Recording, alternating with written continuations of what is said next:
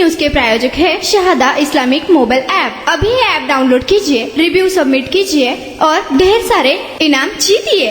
प्रसिद्ध neuro physician doctor Shirish वारसंकर यांच्या आत्महत्येप्रकरणी अटकेत असलेल्या मनीषा माने मुसळे हिला सोलापूर जिल्हा व सत्र न्यायालयाने आज 14 दिवसांची न्यायालयीन कोठडी सुनावली आहे। न्यायालयाने कोठडीची मागणी केली आणि पोलिसांचा युक्तिवाद मान्य करून न्यायालयाने अवघ्या 2 मिनिटात सुनावणी संपवली। पोलिसांनी स्वतःहून न्यायालयीन कोठडी मागितल्याने संशयित आरोपी मनीषा मुसळे माने हिचे वकील प्रशांत नवघिरे यांनी कोणताही युक्तिवाद केला नाही। डॉक्टर वारसंकर यांच्या आत्महत्येप्रकरणी हॉस्पिटलची प्रशासकीय अधिकारी मनीषा मुसळे माने हिला शनिवारी दिनांक 19 एप्रिल रोजी रात्री सदर बाजार पोलिसांनी अटक केली होती। त्यानंतर रविवारी तिला न्यायालयात हजर करण्यात आले होते। न्यायालयाने सुरुवातीला 3 दिवसाची तर त्यानंतर 2 दिवसाची पोलीस कोठडी सुनावली होती। वाढीव कोठडीची मुदत संपल्यानंतर पोलिसांनी आज मुसळे माने हिला न्यायालयासमोर उभं केलं होतं। दरम्यान आजची सुनावणी एकदम वायू वेगाने झाली। पोलीस संपूर्ण तयारी करून आल्याचे दिसून आले। पोलिसांच्या वतीने युक्तिवाद करताना चौकशीसाठी कस्टडीचे हक्क राखून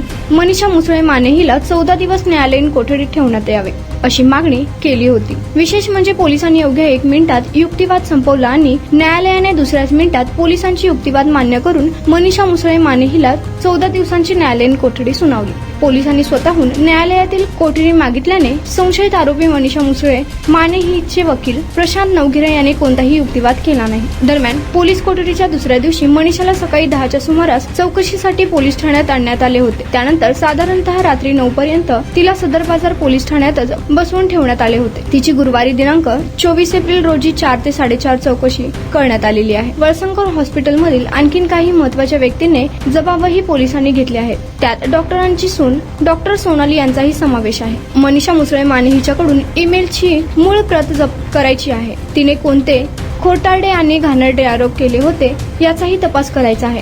फाडलेल्या ईमेलचे तुकडे जप्त करायचे आहेत आदींसह 10 बाबींसाठी पोलिसांनी मागील सुनावणीत पोलीस कोठडी मागितली होती। या तुलनेत आज पोलिसांनी कोणताही मोठा युक्तिवाद न करता अवघ्या 2 मिनिटात न्यायालयाने कोठडी मागितल्याने आश्चर्य व्यक्त करण्यात येत आहे। शहादा एक इस्लामिक मोबाइल ऐप है जो आपके दीन के सफर को आसान बनाता है। इसमें हर मुसलमान की जरूरी खिदमत के लिए कई फीचर्स शामिल है। ये ऐप पूरा मुफ्त है और बिना किसी एड्स का है।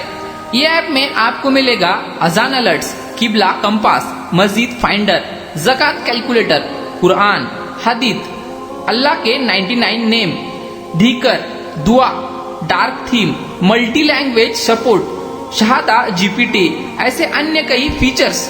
तो अभी ऐप डाउनलोड करने के लिए QR कोड को स्कैन करिए, रिव्यू दीजिए और कई सारे इनामात जीतिए।